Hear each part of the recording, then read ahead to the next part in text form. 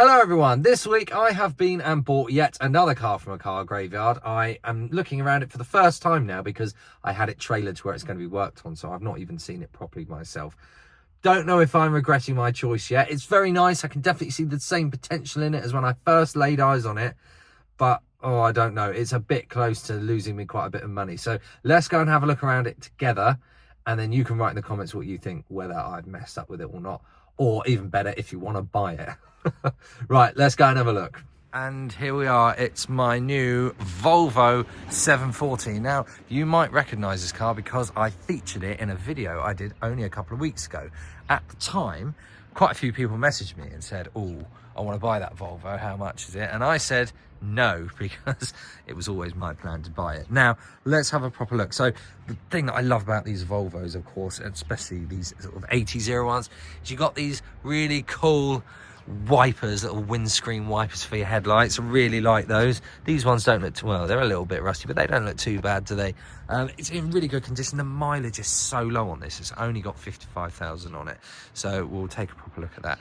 Unfortunately, it's kind of close up against this at the moment, but I can just go and show you. These little trims have come off, so that's a bit annoying, but they'll stick on, that's quite easy. There's a little bit of scratching to there, and there's also a little bit more down that side, but I don't think it's too bad. I'm not sure if it would even require paint, actually, which is good because that's going to help keep the bills down.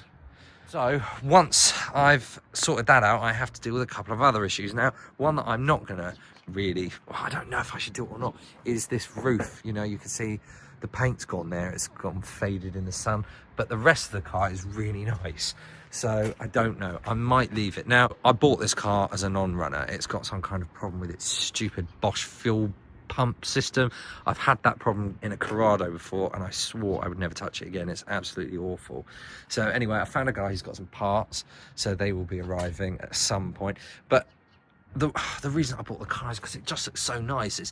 The wheels are clean, it's got those lovely mud flaps, the paintwork, as I said, apart from the roof, paintwork's in really nice condition. Let's have a look in here. I've never seen in here. That's all of the trays for underneath the steering wheel. Massive boot in these, definitely one that you could put a body in, I think. Not that that's my plan for it, but no, it looks clean in there. I can see there's a little bit of rust coming in along this line of this boot edge here, so might do. It's not gone through though, so I might do a little bit of paint, a little bit of touching up and painting to that. Let me just double check. No, it hasn't gone through, but it is going to if it doesn't get some treatment. So that will be a little job that I can do. There is absolutely no strut support on this boot. In fact, yeah, it's just gonna fall straight back down again, so no. But no, I really do like it. I hate these number plates, incorrect. Probably change those, but I do love a 740. I had an estate one a year or two ago, and it was okay. I paid like £1,000 for it, which is what I paid for this, and it had more miles on it, and you know, in the end I sold it, hung around for a little bit, but I don't know, I just saw this and I thought, oh, I love it. I sat in the back seat of that when I first filmed it, and I just sort of fell in love with it. So let's take a look what the inside is like. Now, how is that for 80s? I really do like these Volvo interiors. It seems to be, I don't know where the top of this has gone. Basically, some investigation was done, which for whatever reason involved ripping out the fuse board and partly breaking it. So I've got to replace that. But you know, 56,055 miles, beautiful tan leather, and heated, of course, because this is the GLE. I believe this is the higher spec one. Nice mouldy glove box in there that we're going to have to sort out. Oh, there's my logbook. I think that's pretty much the only documents that came with this, which is a bit of a shame. Let's see how many former keepers it has. 3. Quite happy with that though. I mean, you know, it's alive, isn't it? Yeah, I can't provide everything with this, but yeah, I really like the tan interior. That's really nice. My other one was blue cloth. Now, as you can see, and I think this is actually worse, then when I remember looking at it, this headlining has had it. Same as my estate one. They just don't last. So I can actually take that down and redo it. I know that because I did it before. Me and my aunt did it in her in my front room. Took us an afternoon and we made a headlining together. That was a lovely activity. Don't know so much about this. Why is that? Is that some sort of an event? I don't know. That's an odd one. But anyway, we can't get this started because, as I mentioned, we've got this stupid Bosch fuel system, and I was tempted to put it back to a carb, but there's so much stuff that is involved. It's just easier to find another one. So there's another one for 150 quid. So I need that part for 150 quid. I need a tank sender. It's honestly, it's going to be a nightmare. Let's go and have a look under the bonnet and I'll point out to you exactly what the problem is.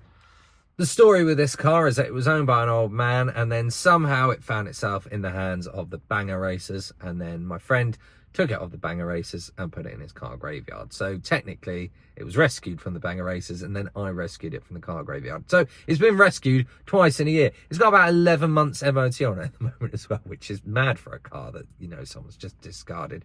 But I do wonder if perhaps maybe the old guy had this fuel issue, had someone look at it, got told how much it would cost, and then quietly passed it on. As I said, this car cost me £1,000, and the worry that I have with that is I have to spend £150 on this stupid Bosch thing. Then I've got to spend 50 quid on injectors, a fuel relay. I've just found a broken circuit board, and I'm worried that I'm not going to end up making any money. I perhaps might even lose some. Really, that wouldn't be the end of the world because, you know, I do this channel for saving cars. If it costs me money along the way, whatever, you win some, you lose some. But it would be nice if even at the end of it, I could go, well, I got my money back. I made 50 quid. Whatever it is, just anything that doesn't mean that I sink £500 into this that I'm never going to get back again. But anyway, it is the way it is sometimes with cars, and my mission is to save them. So, you know, if you're going to be the Matt Armstrong of shitboxes, you have to make some terrible financial choices, right? Anyway, let's go have a look under the bonnet.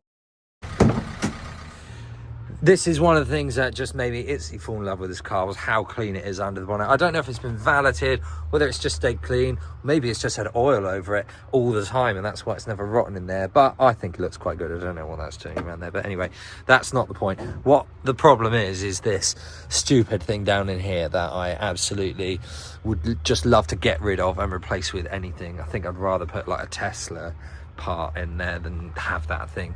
They are nightmares when they go wrong, and they cost a bloody fortune, and they're always really hard to get. So anyway, like I said, found another one for 150 quid. Got to wait for it to turn up, but you know, everything else that's in the engine is very nice. They've I don't know, might have to replace that. I don't know why that's all hanging off, but you know, someone's been in here and done a little bit of fiddling that needs to be reverted. But there is just, what is that? That is there's just a piece of metal that's rotten off down there. Okay, perhaps I'll have to replace that as well then. Okay, yeah, it's starting to look a little bit worse, isn't it? Oh dear, I've made a big mistake. These are quite rusty. It makes it look like it's been sitting up for a while, but looking at its MOT history, there was a bit of a gap, but I don't think it was sitting outside. Very strange. And what's this? It's looking a bit rotten down here, but I think it's mild. I don't think it's gone through, which is what I want to see. What's it like down the back there? Oh yeah, no, that's fine. It's actually quite solid. Look at this oil filter. That is absolutely destroyed. It looks really ugly and disgusting. This will be having service. Don't know when it was last serviced, in fact. Let's pull the dipstick to see if it even looks clean. Oh, hang on a minute. No, that is the engine one. You know, maybe it won't be getting a service. That actually looks pretty new. Perhaps it just needs a new filter, although why would you service it and not change the filter?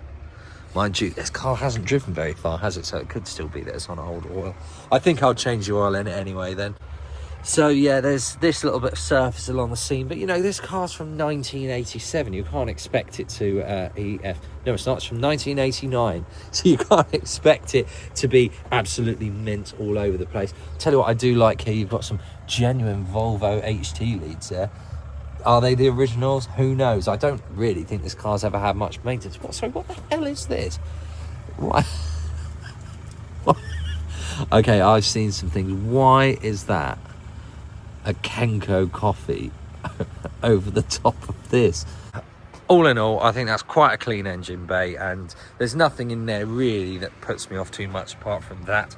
Let's chuck a mat down and see what it's like underneath. So, moment of truth. Now, I don't remember this being particularly rusty when I first saw it. I don't think it's rusty now, so it's looking good. The sills are quite nice. It's got surface. That exhaust, the back box, the mid isn't so bad, but that is pretty corroded. But again, that's probably just the outer skin on that. It looks like it's had some kind of a fuel line replacement there, or a patch sort of hanging down. Once it goes up on the ramp, we'll be able to see it a bit more properly. Oh, I don't know. I think it's got some surface under there. It's not mint, but it's also not too bad. It's, again, yeah, look, this car just hasn't really moved much.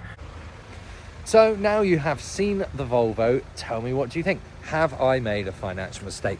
I'm not convinced. I would like it to be $2,000-ish when it's done. Might not make any money, but I don't really care. As I've said, it's about saving the cars for me. But what do you reckon? Please leave your answer in the comments below. I'll see you again next week. Please make sure that you like and subscribe to the channel for more. And I will see you again, hopefully not rescuing something else and maybe selling one. See you next week.